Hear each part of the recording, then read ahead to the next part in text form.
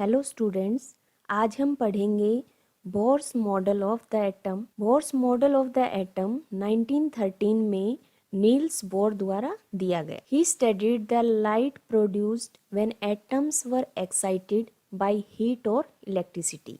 जब एलिमेंट्स को गर्म किया जाता है तो उसमें से अलग अलग कलर की रेडिएशंस रिलीज होती हैं। इन रेडिएशंस का कलर अलग अलग क्यों होता है, यह बात रदरफोर्ड मॉडल ऑफ एटम से एक्सप्लेन नहीं हो पा रही थी। So to overcome the shortcoming of Rutherford's model, he proposed a new model of the atom which was based upon the quantum theory of radiations। यह topic exam point of view से काफ़ी important है क्योंकि Bohr's model 4 marks और 8 marks में अक्सर questions की form में पूछ लिया जाता है। यहाँ हम देख पा रहे हैं कि एक न्यूक्लियस है जिसमें कि प्रोटॉन व न्यूट्रॉन प्रेजेंट होते हैं। न्यूक्लियस के बाहर सेल होते हैं। इन सेल्स को के एल एम एन या 1 2 3 4 बोला जाता है। इन सेल्स में इलेक्ट्रॉन प्रेजेंट होते हैं। किसी भी सेल के अंदर मैक्सिमम कितने इलेक्ट्रॉन प्रेजेंट हो सकते हैं ये हम 2n² से फाइंड आउट कर सकते हैं। के अंदर मैक्सिमम 2 इलेक्ट्रॉन प्रेजेंट हो सकते हैं, एल सेल के अंदर 8, एम के अंदर 18 और एन सेल में 32। यह सब हम पहले ही स्ट्रक्चर ऑफ एटम और क्वांटम नंबर में पढ़ चुके हैं जो कि इस चैनल पर अपलोडेड है। इन सेल्स की एनर्जी न्यूक्लियस से जैसे जैसे डिस्टेंस बढ़ती जाती है एनर्जी भी बढ़ती जाती है। न्यूक्लियस के सबसे पास वाले सेल मीन्स के सेल या 1 की एनर्जी सबसे कम होती है, उससे ज़्यादा एल सेल की, उससे ज़्यादा एम की और सबसे ज़्यादा एन सेल की। Postulates of Bohr's model. First, an atom consist of small heavy positive nucleus in the center and the electrons revolve around it only in certain selected circular orbital। Means atom के centre में nucleus present होता है जो कि small size का होता है और पॉजिटिवली चार्ज होता है। पॉजिटिव चार्ज है वो न्यूक्लियस में प्रेजेंट प्रोटॉन्स की वजह से होता है। These orbits are associated with definite energy and are called energy shell और एनर्जी लेवल। इन सेल्स की एनर्जी निश्चित होती है या फिक्स होती है और ये सेल्स एनर्जी सेल्स या एनर्जी लेवल कहलाते हैं। दीज आर नंबर्ड एज 1 2 3 4 और KLMN फ्रॉम न्यूक्लियस। जैसा कि हम देख पा रहे हैं कि जो भी नंबरिंग है 1 2 3 4 या KLMN वो न्यूक्लियस से स्टार्ट होकर बाहर की डायरेक्शन में ही हम बढ़ते हुए क्रम में चलते हैं। Second, as long as the electron remain in a same orbit it does not gain or lose energy. So energy of an electron in a particular orbit remain constant.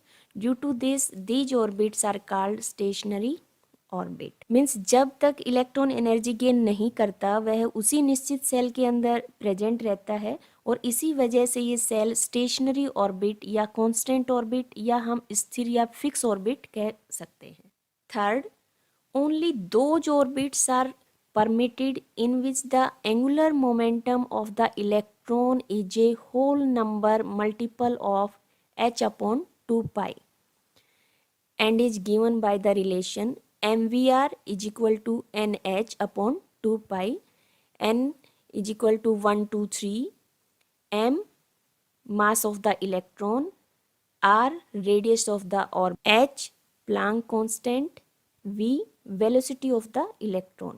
Hence angular momentum of electron in an atom is quantized. Fourth, normally an electron continues to revolve in a particular energy level without changing energy. Such a state of the atom is known as normal or ground state. Means जब तक electron की energy में कोई change नहीं होता तब तक electron एक निश्चित सेल के अंदर घूमता रहता है और इसी स्टेट को ग्राउंड स्टेट या नॉर्मल स्टेट बोला जाता है। जैसा कि हम यहाँ पर देख पा रहे हैं कि न्यूक्लियस के जस्ट पास वाला जो सेल है उसकी एनर्जी है वो कम होती है, जैसे हमने एक सीक्वेंस में देखा था 1 2 3 4 और KLMN में।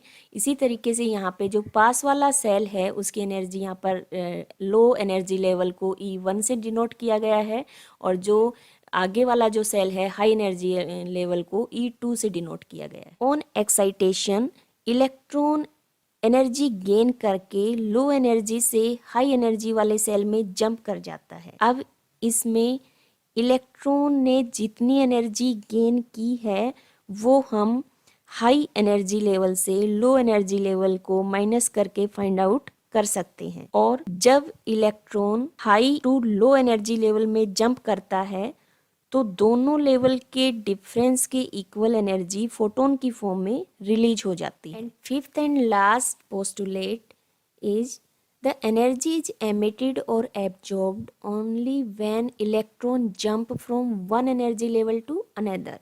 For example, when energy is supplied to an atom, its electron may jump from the normal energy level, ground state, to some higher energy level by absorbing a definite amount of energy. This state of atom is called excited state. Means जब atom को energy supply की जाती है तो electron एक definite amount of energy absorb करके ground state से higher energy level में जंप कर जाता है और एटम की यही स्टेट एक्साइटेड स्टेट कहलाती है। When the electron jump back to the lower energy level it emits the same amount of energy in the form of radiation. This amount of energy emitted or absorbed is given by the difference of energy of the two energy level concerned E2 minus E1. Higher to lower energy level में electron जब jump करता है तो जितना energy का difference होता है वो फोटोन की फॉर्म में रिलीज कर दिया जाता है। इसी के साथ आपका ये टॉपिक खत्म होता है। Thank you.